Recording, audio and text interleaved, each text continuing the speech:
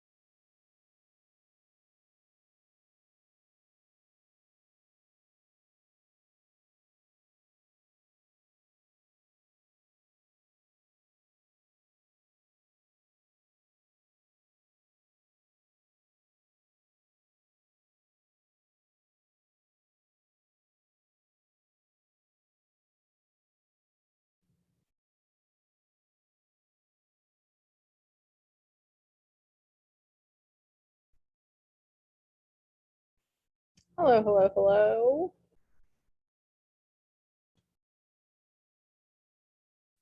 Where's my howdy, folks? I don't think I say howdy, do I? You said it once or twice. It's Okay. not howdy. No, it is howdy. Howdy, folks. No, it's hello, folks. Yeah. Hello, folks. Hey, What folks. is it? I think maybe I switch it up. Hi, folks.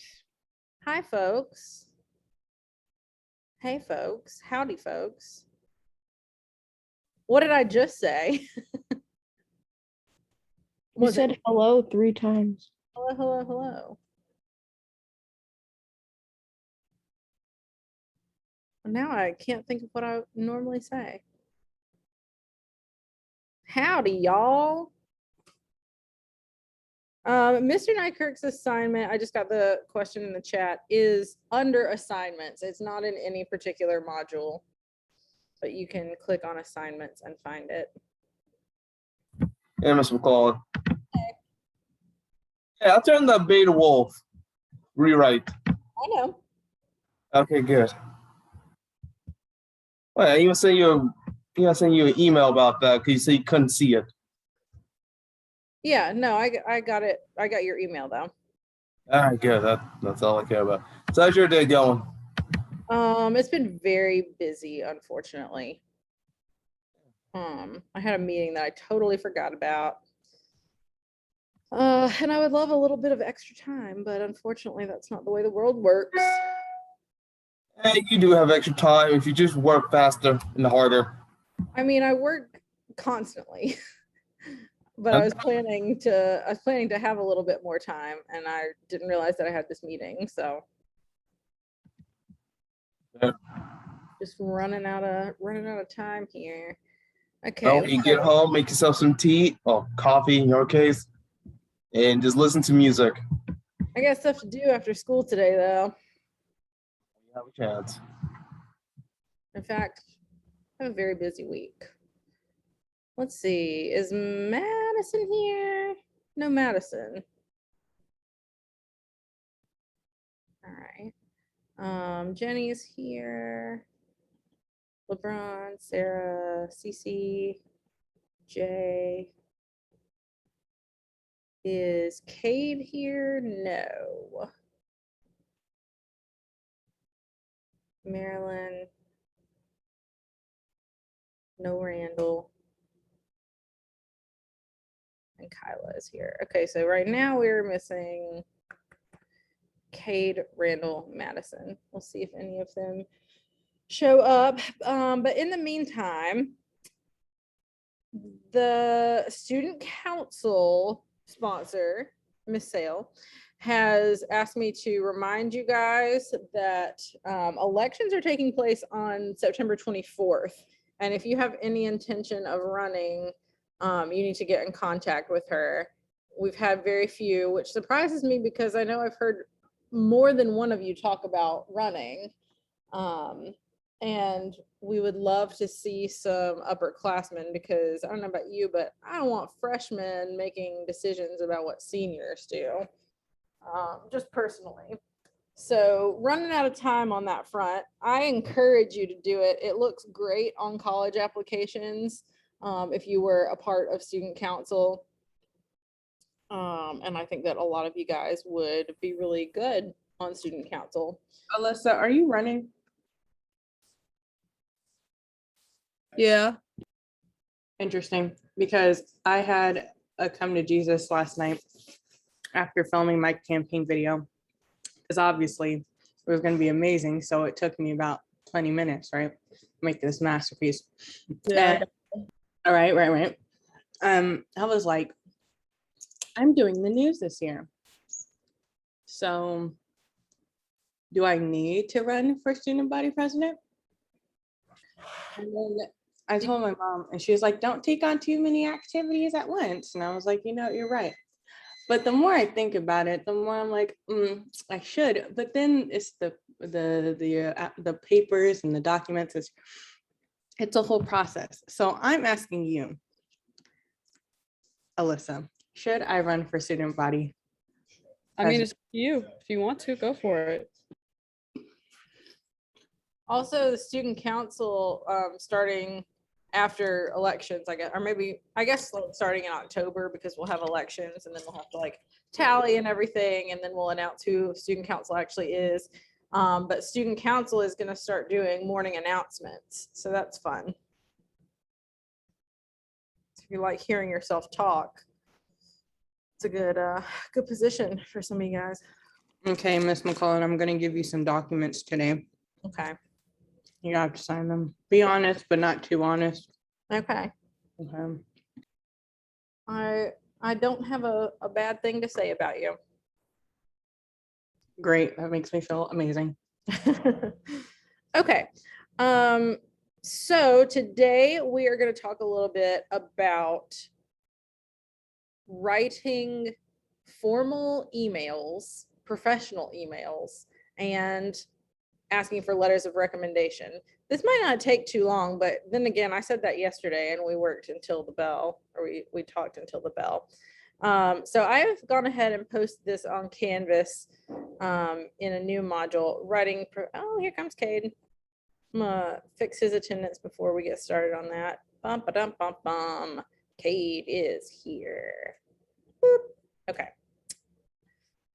So I've gone ahead and posted this and I'll give you the link, but I'm just going to open it up here and present it to you guys. This is not super lengthy or anything, but particularly given the fact that you guys are seniors, and for a lot of you, I know what your emails look like and they're not great, and you're going out into the world and you want to present the most polished version of yourself. We're gonna go through this presentation really quickly, and at the end we talk specifically about asking for letters of recommendation, which if you're going into college, you may need letters of recommendation, and if you are planning to get a job, you might need a letter of recommendation from a former employer. I know that, like, as a teacher, it's nice to have someone like former bosses who can give you letters of recommendation. If I were to move schools, I would ask Mr. Nykirk or Miss Blackmore, or Wash, who is the head of a high school department, to write me a letter of recommendation so that other schools would want to hire me and know, some of my good points and why I would be a good hire. We'll get to that at the end. We're going to start out with writing professional emails, which, by the way, this picture that I chose is not a professional email. This is a love letter. I don't know if you can really see that, but it says, "To my darling Jim," and then it's like, "Oh, I'm sitting here watching you sleep and thinking about how much I love you," and blah blah blah. So that's not a professional email. It's not even an email. It's just a letter. So the first thing you want to do is start with a meaningful subject line.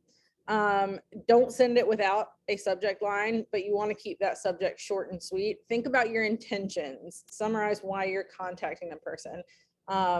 So if you were emailing Miss Darling to ask when your capstone rough draft is due, a good subject line would be capstone rough draft or capstone due date, because then she knows what you're talking about and she can prioritize how important that is. Your subject line can really make or break an email. I had one student say that he did not, in fact, I'm going to call him out. It was Brandon Corley. I had sent him an email and he was like, "Oh, I don't ever read my emails." And sure enough, he's got like thousands in his inbox. But I was like, if the subject line was like all caps, "Brandon Corley, open this email. Would you open it?" And he said, "Yeah, I probably would." So that's an extreme case. But if it doesn't have a subject, number one, I might assume it's spam. But number two, I can kind of determine whether or not I'm going to look at that right now. And actually, I'm going to escape it for a second so I can go and add Madison so that I don't forget. Madison, we're going through a presentation that's on Canvas about writing professional emails and asking for letters of recommendation. Hey, Dominic's here. Dominic's here, guys. Wait, turn on your camera. Dominic. Hi, Dom. Dominic. Sharing. Oh, I know. Hi, Dominic. Dom. Hi. David? David's not here. David That's right, doesn't go to David this school scooted anymore. over and said there. David left. Hey, Hunter! Hey. Hunter. Going. Look at that. We have Maryland in the boring screen. And we have Alyssa in the Oasis. The fun screen. Oh, where's This LeBron? is LeBron's right here. LeBron, show yourself. Are you wearing clothes? LeBron. LeBron. LeBron's AFK. He didn't show up to a very important Zoom meeting earlier. So Hey, did you miss me? LeBron. no. I was just mad because I couldn't get my province stats work done. Yo, Dominic, when you show back up? I'm all right. You shaved your head again, I see. Hey, thank you. What is this class? This is the senior seminar class. It's new this year. What is it? I mean, half of it's like me and Nykirk doing life skills and college prep, and the other half is working on capstone with Darling. Capstone. Oh, You got Miss Darling. Let's see if you can outdo me. It's gonna be a. bit of We'll a see. difficult thing. Alright. That's your challenge now, to outdo Dominic on his. Well, what was Dominic's project? What was your project? It was his Oh, that's book. right, he did. He wrote a book. up my piano. Okay, well, Dominic, I'm gonna let you know now, buddy. Nobody's just Right. gonna write a book, okay? I remember that I was Um, playing it.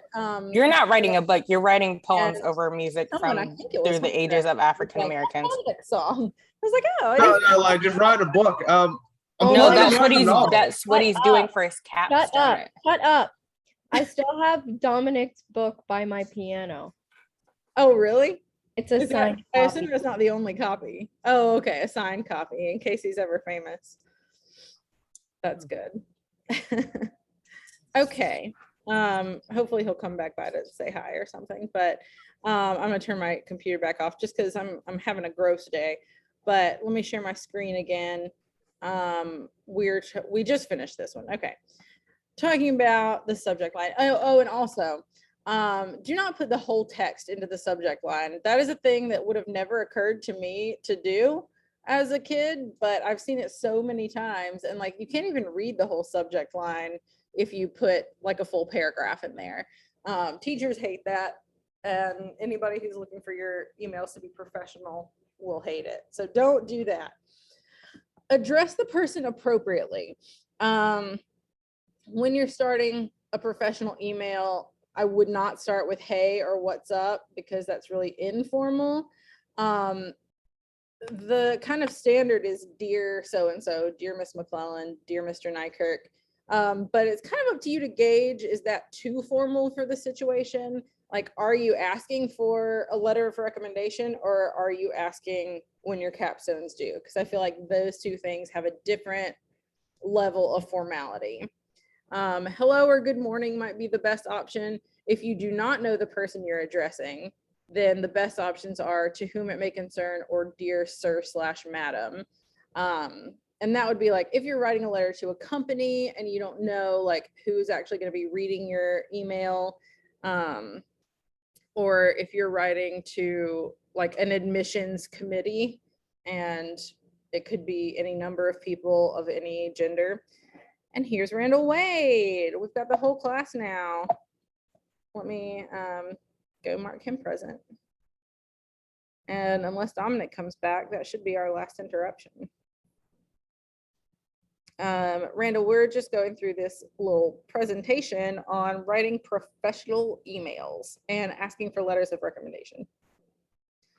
Okay, keep it concise and to the point in your whole email. And this is actually a thing that I struggle with, even when I'm writing professional emails. I'm just wordy.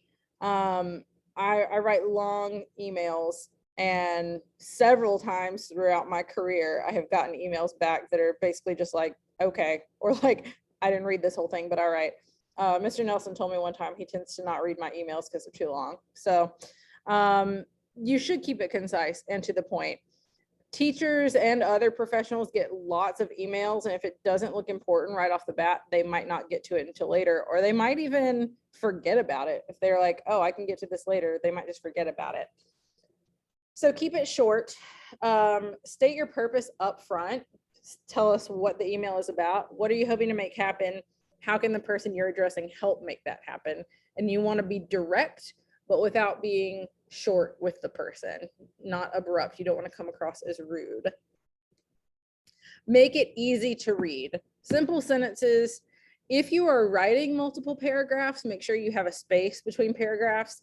The emails that are most likely to get deleted without being read are like long paragraphs, because somebody's just gonna be like, oh, that's too much for me. I'm not interested. Break it up. Put some spaces between the paragraphs. In fact, in a lot of professional writing, like in journalism, they tell you to write short paragraphs because it helps break up the reader's attention. And put your important info at the beginning of each paragraph so you can be sure that if they lose interest, they've already gotten the main point. Don't use slang. Formal remains. What did I mean to say there? I don't know. Formal emails? That's a weird thing. Formal. Woman. That's He Taylor said, Swift. huh? That's Taylor Swift. Oh, really? Yeah. Huh. Well, I'll be a monkey's uncle. Formal letters require formal language. That doesn't mean like trying to sound like Shakespeare. It just means you need to be a little bit less informal than you would be with your friends. You don't want to use slang, certainly not emojis. You want to use a simple font, no wingdings, no fun colors and graphics. That stuff is all fine if you're emailing your friends or if you're like sending out your own personal newsletter about your life. But if you are emailing somebody that's in a position of authority or trying to ask them for a favor, like a college recommendation or a job or anything like that, you want to go pretty simple. Be kind and thankful. Use a respectful tone. Be friendly. And if you're replying to an email, if somebody emailed you first and you're getting back to them, thank them for contacting you in the first place. Say something like, thanks for getting in touch with me about my senior capstone project. That would be a good thing to do if you're trying to interview somebody for your capstone project. You definitely want to write a professional email so to get in contact with them. So keep all these things in mind. Display your personality. Formal does not mean boring. It's totally fine to show your personality. You just don't want to be like over dramatic or silly. You don't want to have like tons of exclamation points and all caps words and stuff like that. That just makes you seem sort of not very serious and maybe a little mentally unstable depending on how much you use it. If you have a previous connection with this person, if something you've spoken about before has relevance to the email that you are writing now, then bring it to their minds. For instance, if you met someone at a job fair and then wanted to follow up with them about a job, you could email them and say, like, good morning, Mr. Smith. It was lovely meeting you at the job fair the other day. I just wanted to get back in contact with you and follow up about the opportunities that we talked about. And you want, because you can kind of make yourself stand out that way. If they remember meeting you in person, then bring that back up. Or if there's some other connection, like if you were asking a teacher for an extension on something, particularly for a professor. I know that you guys are pretty informal with writing emails to us, although I would say if you are asking somebody to be your mentor, I would go more formal, because you are making a request of them and they do not have to accept it. I forgot where I was going with that, but we're going to continue. Reread the email, because even short emails can contain mistakes and often do. Grammatical errors can make you look careless, like you just didn't take the time to glance over it again, because chances are you didn't. And if it's very important, like asking somebody for a college recommendation or a job or something like that, get a second set of eyes on it if it's very important. I've definitely had students who were sending an email to Mr. Nykirk or Miss Blackmore and wanted me to look over it first before they sent it, just to be like, is this the right tone? Am I being too informal, too formal? And it's always good to have a second set of eyes on that kind of thing. When my mom writes emails to her clients, sometimes I'll look over it and be like, well, maybe you should change this. Because when she's writing it, sometimes she's really frustrated So she kind of sounds a little bit bitey when she's writing her email. Yeah. That's good advice. Yeah, like if you're writing when you're upset, that's probably going to come across, and you want to make sure that the tone somebody reads is the tone you intend to convey. Use an appropriate signature. And this is something that's like a point of contention among people, like what's the best way to sign off. First of all, thank them again before closing. Even if there's nothing really to thank them for, you can just be like, thanks for your time and consideration. And then as far as the sign off, best regards, sincerely, or thank you are always appropriate.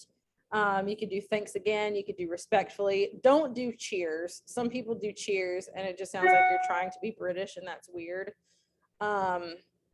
You don't want to do cheers. You don't want to do like peace out, Girl Scout, nothing like that. That's not formal. Because some signatures can give off the wrong impression. And I tried to find, but I ran out of time. There was a post I saw, like a tweet or something, that said, it was like, this sign off means this about a person.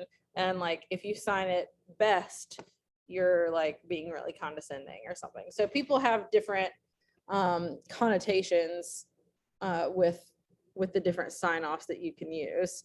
So just best to be more formal. Okay, so moving into specifically asking for letters of recommendation, which for a lot of you is going to be relevant during this point in your life, because pretty soon you are going to be asking for letters of recommendation for college. If you're not going to college, you may still need letters of recommendation for if you're going into a job, or later on down the line if you're going from job to job, even within your chosen career, you'll probably have to get a letter of recommendation from someone at some point. And it can be kind of an awkward thing to ask. I definitely felt sort of awkward when I didn't go to grad school immediately after college. I took a few years between, and then I needed to contact my old professors to ask them to write me letters of recommendation. So I had to sort of reintroduce myself to them and be like, you know, I took these classes with you, and I'll always remember this thing that you did in class, and kind of try to jog their memory and show that connection that we had, so that they'd be willing to write me a letter of recommendation. And I will say, I'm sure that y'all are probably doing college applications through Naviance, which Miss Cokel will be in here in the next couple weeks. Actually, I think it's like mid-October when she's coming in for that, to do some application stuff with you and show you how Naviance works if you don't already know.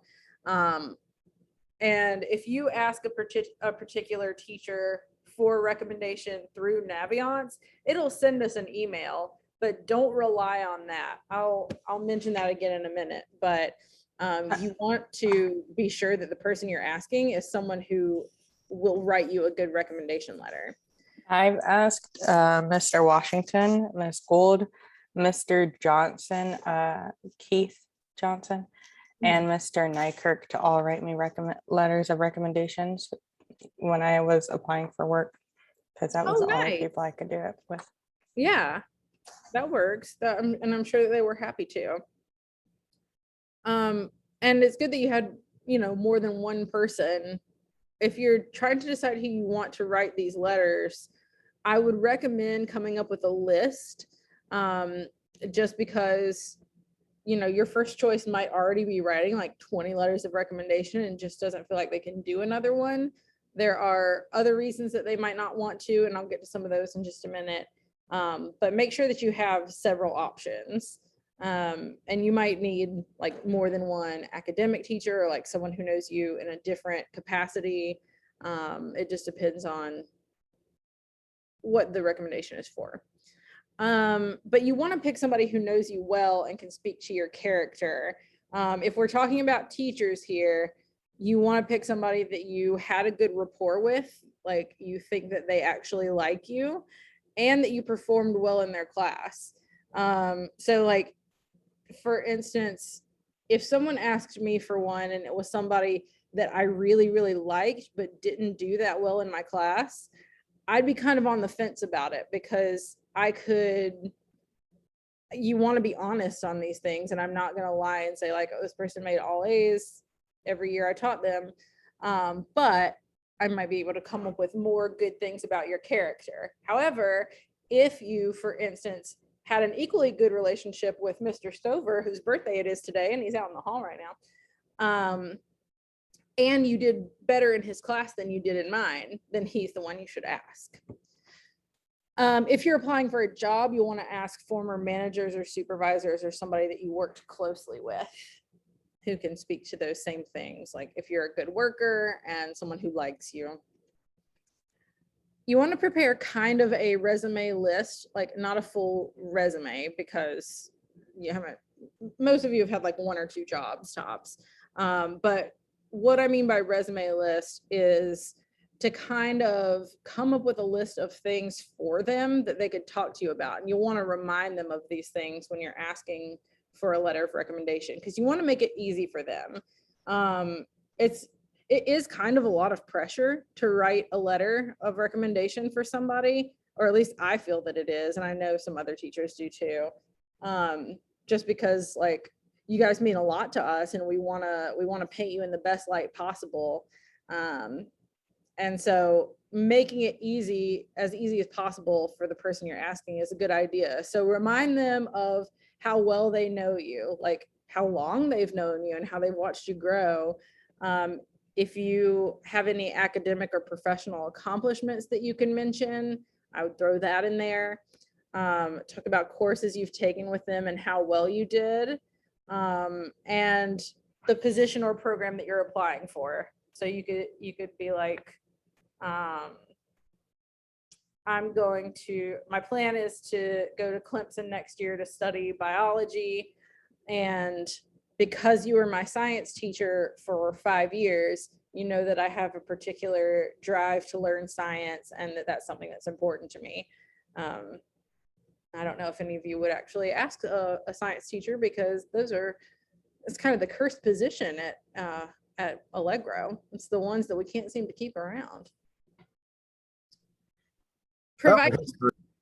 Say it again. That or history? History's been pretty steady. Like the only issue with history, we haven't ever had anyone leave history after 1 year. We've had people leave science every year.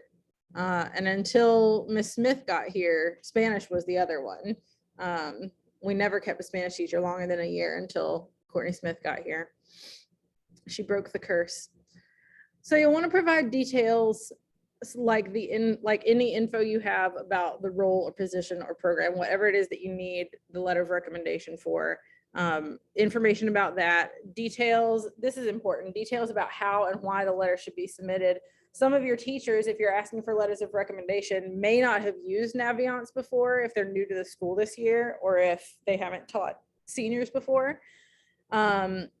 So they might just not know, like, should I write the letter and give it to you, or do I upload it to Naviance? And you should have all that information before you ask. In cases like jobs, if you need a resume, make sure that it's updated. And if it's something that the person needs to mail in, then you should give them a pre-addressed stamped envelope. Again, that's part of just making it as easy as possible for them. If you go ahead and give them that, and chances are you're not going to have to do a mailed in copy. There are very few people that do that anymore. But on the off chance that you do, give them an addressed stamped envelope. Be timely. This is an important one because I've definitely gotten some emails from students that have asked me to write a recommendation letter for them that's due like in a few days. And that's tough and makes me not want to be as nice in my letter of recommendation because we teachers are very busy. We don't have a lot of time to dedicate to stuff like that. So giving us as much heads up as possible is ideal. Ask for the letters of recommendation well in advance of the due date, and the due date for college ones will depend on what the college is. follow up with that teacher 1 or 2 weeks before the recommendation is due. Depending on how much advance notice you give them, ideally you give them like a month to write them, and then check in when you've got like a week or 2 left. And make sure you say a final thank you in your letter. Even though they haven't agreed to do it yet, just make sure you thank them for thinking about it, for possibly doing it in advance, but be very polite and say thanks. So this is our last slide, and it's just some other sort of, it's a hodgepodge of tips. The first thing, I said I'd get back to this, if you sense hesitation, ask someone else. Like if you ask someone for a letter of recommendation and they're like, I might be able to do that. I do have like some other ones that I have to do. I don't know if I'd have time. Go to somebody else, because number one, they're not enthusiastic about it, and they should be. And number two, they might have other reasons that they don't want to write a letter of recommendation for you. I'm going to go out of order on these bullet points. They don't like you. That could be a thing. They might not like you. And you don't want to ask somebody to write you a letter that doesn't like you and is not going to say nice things about you. Yeah. I'm going down to this next to last bullet point. Don't be upset if they say no. I understand if someone said, I'm not going to write you a letter of recommendation because I don't like you. That would be upsetting. You could be upset about that. But if they just tell you that you should ask somebody else, there's any number of reasons they might not want to do it. They might not have time. They might not feel like they know you well enough. If you're somebody who, is newer or just hasn't had the time with them that some other students have, or if you're very, very quiet and you have not gotten a very good rapport with them, they might just not feel like they know you well enough to say lots of good things and to like paint you in an accurate light. And they may even suggest someone more suited to you. Like if one of my students that just came up to me, that was like with Miss Sale last year, if they came to me for like a reference, I would probably say, maybe you should ask Miss Sale or someone else that you've had for more than 1 year, because I've known you for like less than a month and I don't know that I know you all that well. Going back up, if you're leaving a job, it might be appropriate to ask for a letter of recommendation if you are leaving on good terms. If I were leaving Allegro to go to another school, like I said, I would definitely ask Nykirk or Blackmore or Wash for a letter of recommendation, because I have good relationships with all of them. And due to the fact that they have kept hiring me year after year, I feel like they like me okay and think I do a pretty good job. So I wouldn't hesitate to ask them for one. In your letter, I would offer to provide any more info or answer any questions in order to make that letter more effective. Just before you sign off, you can say, like, contact me if you have any more questions or concerns or need any more information in order to write the letter. Never, and this is a big one, never assume someone will be happy to write you a letter of recommendation. Don't just drop off forms or info for them to fill out. Don't just let Naviance do its thing and give them an email.